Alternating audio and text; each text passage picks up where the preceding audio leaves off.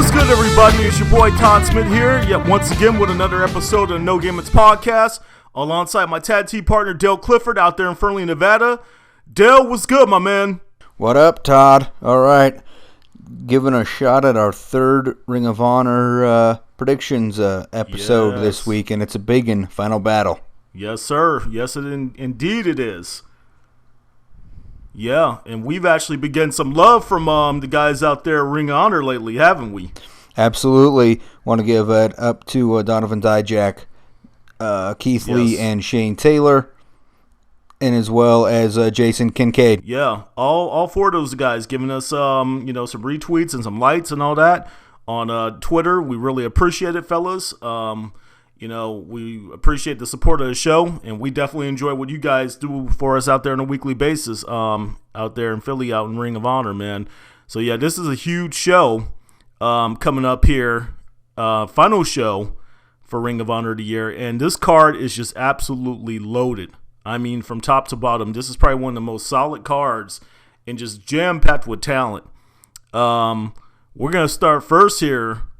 Let's talk about the Motor City Machine Guns and Donovan Dijak, who are going to be taking on the Cabinet.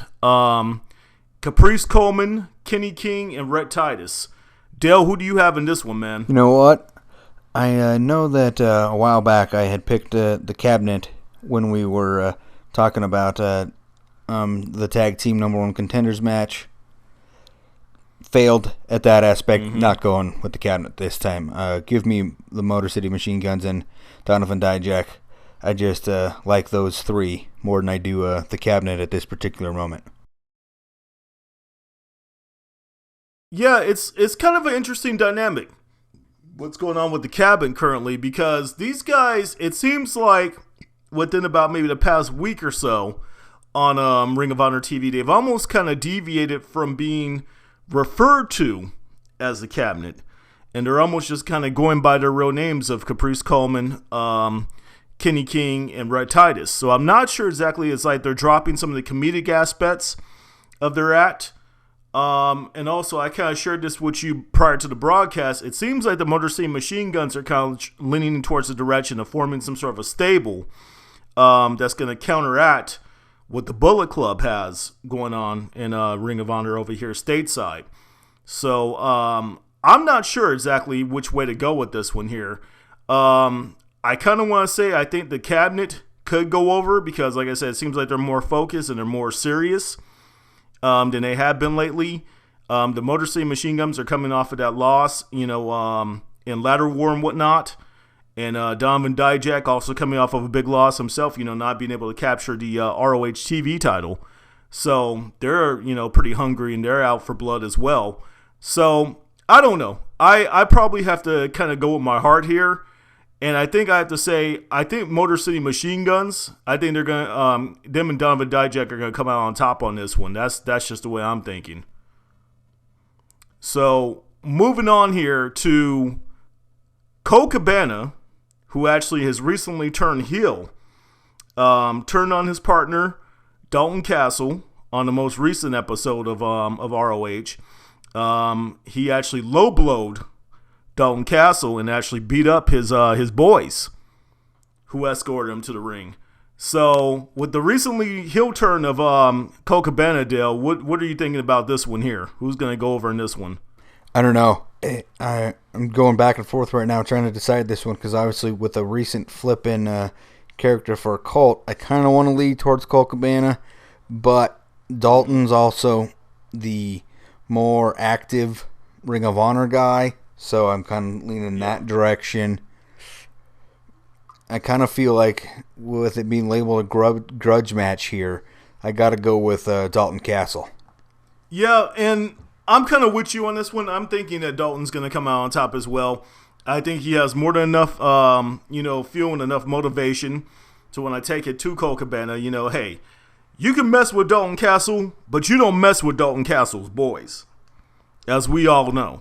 So I think for that reason alone, yeah, he's going to come out there and he's going to be ready to just take it to Cabana and come out with a big win here at Final Battle. Our next match pits the real man, or the last real man, Silas Young, who's going to be taking on New Japan legend Jushin Thunder Liger, who Silas Young has pretty much made it clear that he has absolutely no respect for, and actually looks at Jushin Thunder Liger as a coward due to the fact that he actually wrestles behind a mask. So, Dale, who's your pick in this one? Oh, this is another tough one. Obviously, you've got the longtime legend Jushin Liger, who obviously most recently was even in a WWE NXT event. Yes. Against Tyler Breeze. He went over in that one in the one-off. Obviously, our Ring of Honor and New Japan have a connection, so this really isn't a one-off for Jushin here. But I kind of am leaning more towards Silas here. Silas kind of needs some momentum, to head up the ladder of a Ring of Honor. And I think getting a win at Final Battle over Jushin Thunder Liger would be a huge stepping stone for Silas Young. It's funny. I want to say I agree with you on that, but I'm going to go in a different direction here. Silas actually faced off against Shibata at one of the most recent ROH pay-per-views. I can't exactly remember which one it was exactly. But yeah, he didn't go over in that one. And they actually traded kind of a sign of respect at the conclusion of the match. I think Jushin Thunder Liger is going to come in here, and I think he's going to make him eat his words. And he's going to deliver a couple of those straight Showday-style palm thrusts, the ones that Cheeseburger does. That's where he got those from, was from Jushin Thunder Liger. And I think he's going to come out there and he's going to whoop him over there in the Hammerstein Ballroom out there in New York City. So my pick is Jushin Thunder Liger in this one for him to come out on top. Moving on here, we got Cody Rhodes, who's actually going to be making his ROH debut, taking on Jay Lethal. So this is, I believe this is a first timer. I don't think these guys have ever worked against each other before. We all know what Cody Rhodes brings to the table. Quite a bit of time spent over there in WWE, and then recently been featured over in Impact. Jay Lethal himself actually was over in TNA for a number of years before landing in Ring of Honor and becoming one of the longest running Ring of Honor World Heavyweight Champions. Dale, who's your pick in this one? Man, so match number 4 is like, in ROH is not making it easy to try to pick who's going to go over in this one. Obviously, Jay Lethal, record run as ROH World Heavyweight Champion. But here we got Cody making his Ring of Honor debut. I just got to feel like Cody's going to go over in this thing. He has to make some type of noticeable delivery impact arrival in Ring of Honor. And what better way than to do that by beating Jay Lethal? But it ain't going to be easy. Beating Jay Lethal, and definitely Jay Lethal getting a win over Cody can put him right back on the forefront of the Ring of Honor World Championship. So both men need a victory, and definitely going to be a very good one. But I have to believe that Cody's going to win this thing. Yeah, you would think, that Jay has more. He has more to lose, and Cody definitely has a lot to prove in this matchup here. I'm going to be honest with you. I'm going to think that this one's going to end in like a no contest. I don't think there's going to be a winner in this match. I think it's too harmful to have Jay Lethal lose to a newcomer, but then they can't really afford to, to have Cody lose on his debut. So I think something's going to cause a no contest in this match. I don't think there's going to be a decided winner. I can see that. I can kind of agree with your thinking there. Yeah, that's just my take on this one. Definitely would be an interesting contest to see here because, like I said, I like what I've seen out of Cody lately. Now that they finally let him be himself, and he's not settled by some of those characters that he had in the WWE, like Stardust and Dashing Cody Rhodes and having to wear the mask and all that silliness that he had going on over there. So I'm really excited to see him break free from that and actually, be able to develop himself as Cody Rhodes for once. This next one here, I'm really looking forward to. Whoever wins this one is going to be crowned as the inaugural ROH six-man tag champions. We got on one side Lio Rush, Jay White, and Kushida taking on the newly formed Kingdom, which was formed in the image of Matt Dutaven. We have TK O'Ryan and Vinny Marseglia, I believe that's how you pronounce that, on as the new members of the Kingdom. These guys look good so far. I'm really impressed with what I've seen out of these guys. I remember I shared with you I had never really seen TK O'Ryan Dale or Vinny Marseglia, but I'm actually beginning to think that when I went to an NEW show, when I first moved out here to Connecticut, TK O'Ryan might have actually been featured on one of those shows. Okay. And both of these guys have been in Ring of Honor over the years. It's just they just haven't been featured too prominently in order to really remember them, for them to really stand out. So, yeah, I mean, from what you've seen from these guys, I mean, where do you go with this one here?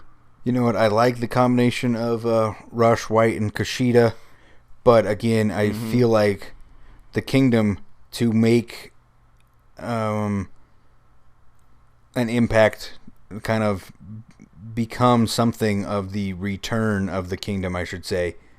They kind of have to become the ROH 6-man tag team champions. I just feel like that kind of is a good cementing of them moving forward and replacing the old Kingdom, which had Mike Bennett and Adam Cole. Yeah, I'm going with the Kingdom in this match as well.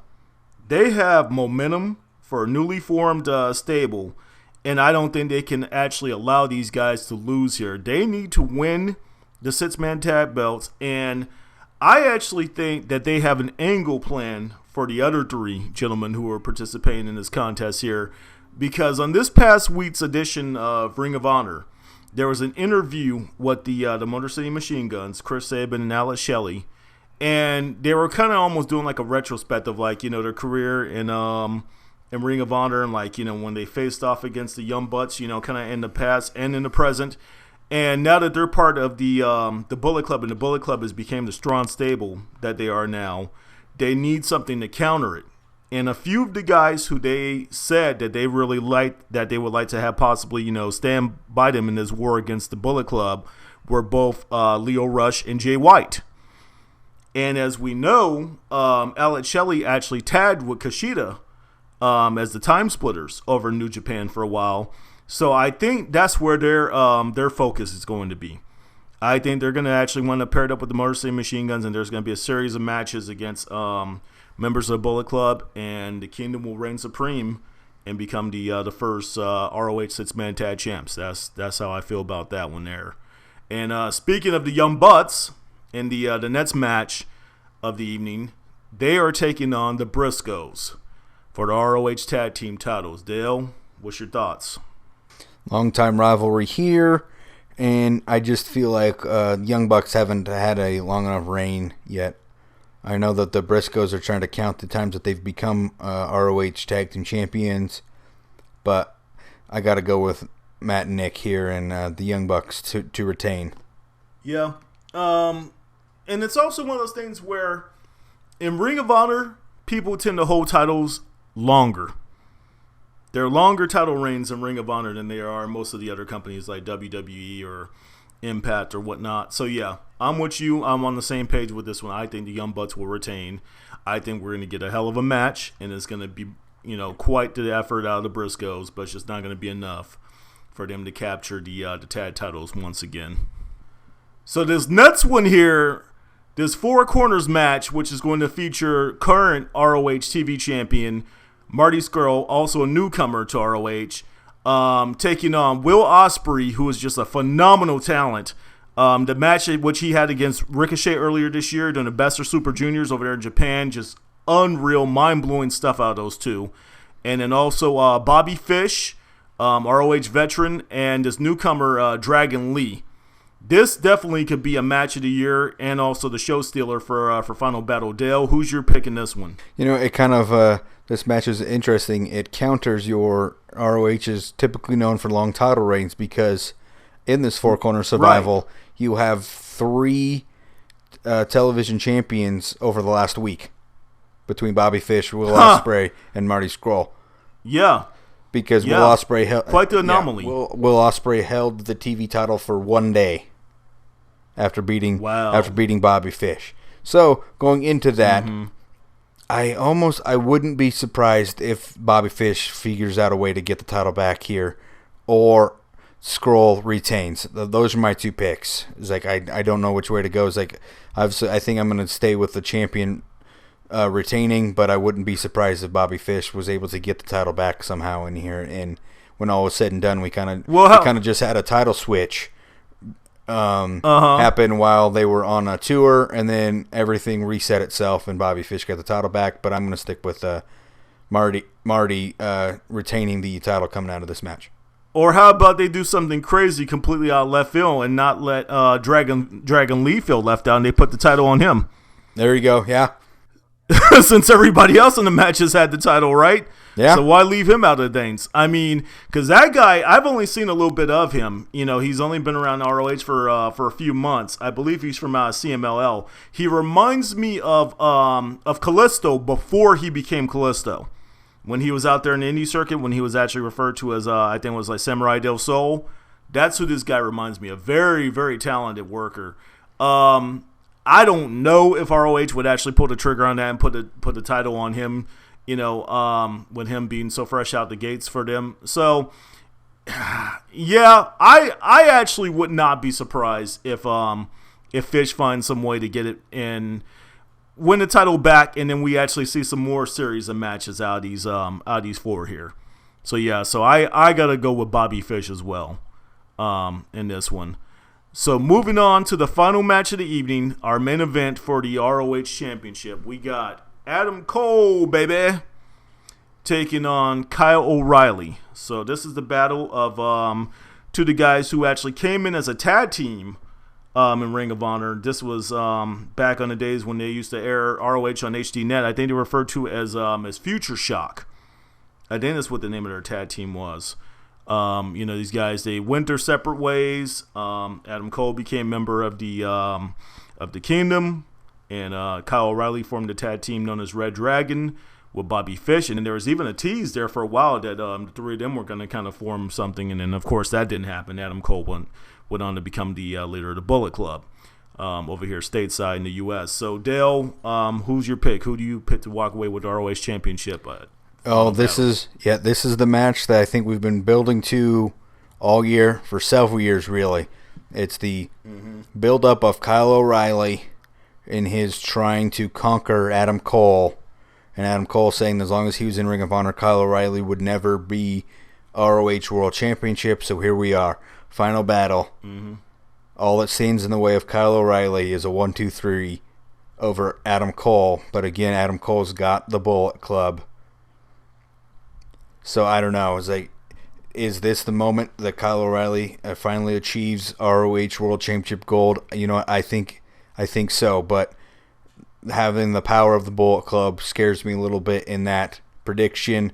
But I think this is it. I think Kyle O'Reilly becomes Ring of Honor World Champion. I'm going to say this. After watching, I'm doing a horrible job of remembering pay-per-view names, but the match that took place between Jay Lethal and Adam Cole at one of the more recent ROH pay-per-views, the one where Jay Lethal lost the title to Adam Cole, the one out there in Vegas, there was no interference whatsoever, and that surprised both of us.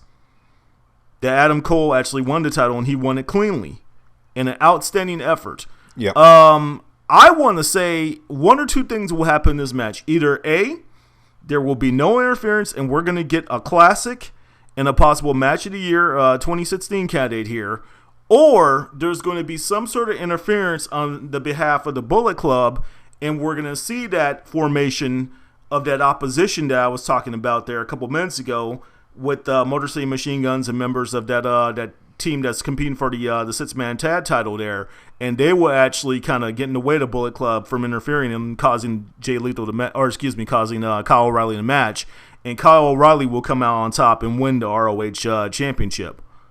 I think I see Kyle O'Reilly walking away with it here. You know, although it really hasn't been a very long run for Adam Cole, I just don't see how much longer they're going to make Kyle O'Reilly wait. Like, is this something that would really carry over into 2017? Yeah, I think he's waited long enough. I think the build is there. It's like everybody's waiting for it. I think this is the moment. I think Kyle O'Reilly gets his sort of Shawn Michaels-esque championship moment here at Final Battle. Yeah. I think it's time, man. And like I said, I think no matter what here, the results, we're going to see an outstanding effort from out of Ring of Honor. And it's kind of cool that they're doing it at the Hammerstein Ballroom out there in New York City. The Hammerstein Ballroom, known for hosting a lot of like ECW shows back in the days. And it's kind of funny how ROH shares this history with ECW. Like me and a couple of buddies actually went out there to the what's now referred to as the 2300 Arena about a year or so ago for a ROH show. So they're kind of following the footsteps of old school ECW here, and some of the like more memorable shows that took place over there in New York. And I think this is going to definitely prove to be one of the best shows of 2016. So thank you for joining us for this edition. These have been our predictions for Final Battle 2016 for Ring of Honor. Please visit our official YouTube channel. You can find us by searching the No Gimmicks Podcast YouTube on Google. If you would like to receive our notifications when we release our new episodes, please subscribe to us. We would also like to hear from our viewers, so please leave us some feedback in our comments section. Also, please like us on Facebook and follow us on Twitter at the No Gimmicks PC. Be on the lookout for my updates on my personal LinkedIn account weekly, usually on Monday afternoons. And please remember that sharing is caring. Feel free to share the links to our episodes with other pro wrestling fans and on your social media accounts as well. That does it for this episode of the No Gimmicks Podcast. For my tag team partner Dale Clifford in Fernley, Nevada, this is Todd Smith in Bristol, Connecticut signing off. Until next time around, y'all take care.